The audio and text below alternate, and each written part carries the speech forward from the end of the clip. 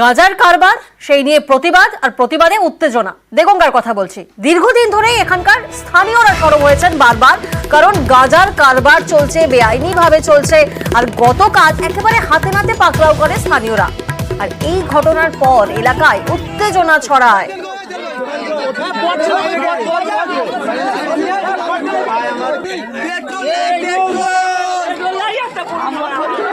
গতকাল হাতে নাতে পাকড়াও করার পর একেবারে স্থানীয়রা সরব হয়, উত্তেজনা ছড়ায়। কারণ দীর্ঘদিন ধরেই তো এই অভিযোগ ছিল স্থানীয়দের, গাজার কারবার নিয়ে তারা বারবার প্রতিবাদ করে এসেছেন। এরপরেই উত্তেজনা ছড়ায় দেগঙ্গাতে।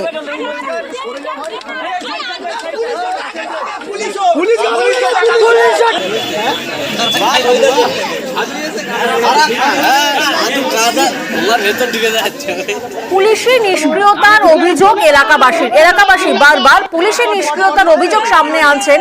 প্রতিনিধি জিয়াউল এই মুহূর্তে আমাদের সঙ্গে রয়েছেন। জিয়াউল, তোমার থেকে একটু জানার চেষ্টা করব, পুলিশের নিষ্ক্রিয়তার অভিযোগ কেন বারবার সামনে উঠে আসছে? দেখো, দেগঙ্গা কেএম চাঁদপুর এলাকায় দীর্ঘদিন ধরে গাঁজার ব্যবসা করছেন বেশ কয়েকজন দুষ্কৃতী বা গাঁজা ব্যবসায়ী। বলে তারা বারংবার এই গাঁজা ব্যবসার সঙ্গে যুক্ত, বছর পাঁচেক ধরে গাঁজা ব্যবসার সঙ্গে যুক্ত।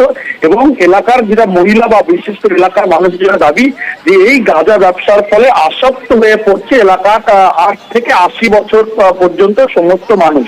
ফলে সংসারে বিভিন্ন অশান্তি হচ্ছে এবং তারা বারংবার পুলিশের দিকে এবং রাজনৈতিক অর্থাৎ যারা পঞ্চায়েতে যারা দায়িত্বে আছেন তাদেরকে বারংবার বলছে যে এলাকায় এই গাঁজার ব্যবসা বন্ধ করা হোক, কিন্তু কেউ কর্ণপাত করেনি। একাধিকবার লিখিত অভিযোগ দিয়েছে, একাধিকবার মৌখিকভাবে জানিয়েছে, কিন্তু কোনো অভিযোগ হয়নি।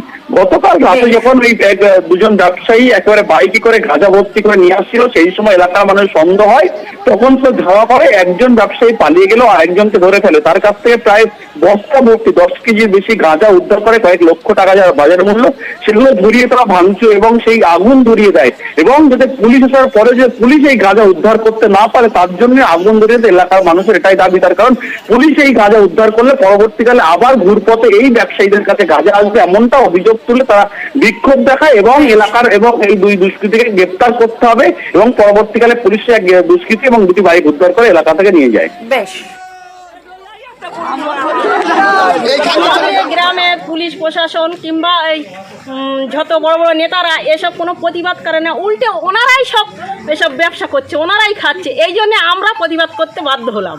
আজকে কি করলেন? আজকে এই গাঁজা দেখে আমরা গাঁজা আজকে ধরিয়ে দিলাম। গ্রামে মেম্বার ধরেছে, আমরা ধরিয়ে দিলাম মেম্বারের হাতে নিয়ে। কিন্তু পুলিশ তো উদ্ধার করতে এসেছিল, পুলিশের কাছ থেকে কেড়ে নিয়ে গাঁজা ধরাতে হলে কেন?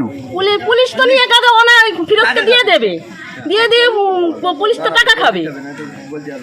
আপনারা কি চাইছেন এখন, বর্তমানে কি চাইছেন? চাইছি যে এই গাঁজার ব্যবসাটা বন্ধ হোক, আমাদের সমাজটা উন্নত হোক। কারণ আমাদের সমাজটা একদম ধ্বংসের পথে নেমে যাচ্ছে। আমাদের ছোট ছোট বাচ্চারা 10 থেকে 12 বছরের বাচ্চারা ওরা পর্যন্ত এই গাঁজার নেশায় জড়িত হয়ে যাচ্ছে।